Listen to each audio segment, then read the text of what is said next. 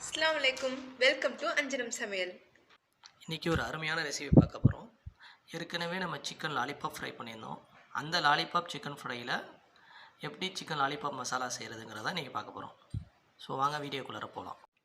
Lollipop masala செய்கிறதுக்கு ஒரு கடாய் எடுத்துக்கிறேன். கடாய் ஹீட் ஆனோடனே எண்ணெய் ஊற்றிக்கிறேன்.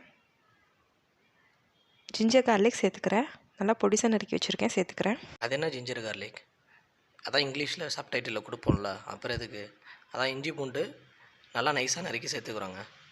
அடுத்தது ஒரு பெரிய வெங்காயம் நல்லா நைஸாக நறுக்கி அதையும் சேர்த்துக்கிறோம். இது எல்லாத்தையும் இப்போ நல்லா வதக்கி எடுத்துக்கிறோம்.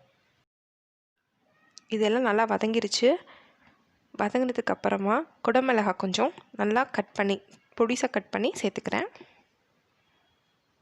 அதுவும் நல்லா வதங்கட்டும். இது எல்லாம் நல்லா வதங்கினதுக்கு பின்னால் 1 டேபிள் ஸ்பூன் ரெட் சில்லி சாஸும் 1 tablespoon soya sauce, light soya sauce இருந்தால் 1 டேபிள் ஸ்பூன் சேர்த்துக்கிறோம். அதே மாதிரி 1 டேபிள் ஸ்பூன் வினிகர் சேர்த்துக்கிறோம். ஆக்சுவலாக சைனீஸ் ரெசிப்பியில் கிரேவி மாடலில் எது செஞ்சாலும் ரெட் சில்லி சாஸ் தான் சேர்க்கணும், க்ரீன் சில்லி சாஸ் சேர்க்கக்கூடாது. இப்போ தேவையான அளவுக்கு உப்பு, மிளகுத்தூள் சேர்த்துக்கிறோம்.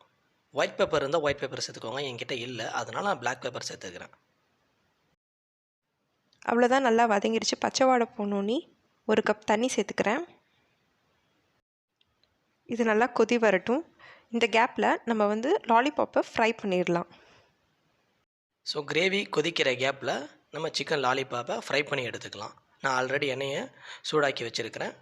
மசாலாவையும் ஒரு 3 hours மேரினேட் பண்ணி வச்சுருக்கிறேன். ஸோ இப்போ சிக்கனை நான் ஃப்ரை பண்ணி எடுத்துக்கிறேன்.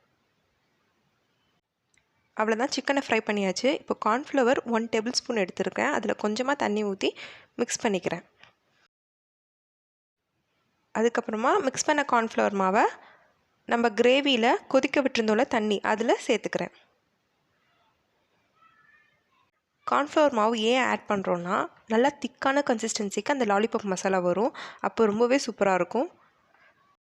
மறக்காமல் கார்ன்ஃப்ளவர் மாவு ஆட் பண்ணிக்கோங்க. அவ்வளோதான், இப்போ திக்காக ஆரம்பிச்சிருச்சு. இப்போது ஃப்ரை பண்ணி வச்சுருந்த சிக்கனை கிரேவியில் சேர்த்துக்கிறோம்.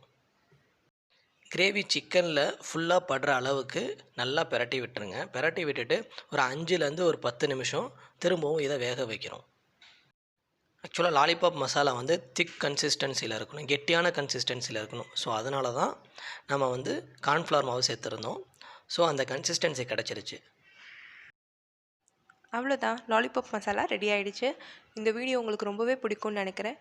மறக்காமல் எங்கள் சேனலுக்கு சப்போர்ட் பண்ணுங்கள். உங்களோட சப்போர்ட் எங்களுக்கு ரொம்பவே முக்கியம். இந்த வீடியோ உங்களுக்கு பிடிச்சிருச்சா லைக் பண்ணுங்கள், ஷேர் பண்ணுங்கள், சப்ஸ்கிரைப் பண்ணுங்கள். தேங்க்ஸ் ஃபார் வாட்சிங். அப்படியே மறக்காமல் பக்கத்தில் இருக்கிற பெல் ஐக்கானையும் ப்ரெஸ் பண்ணுங்கள். அப்படின்னா தான் எங்களுடைய அப்டேட்ஸ் உங்களுடைய யூடியூப் கதவை தட்ட ஈஸியாக இருக்கும்.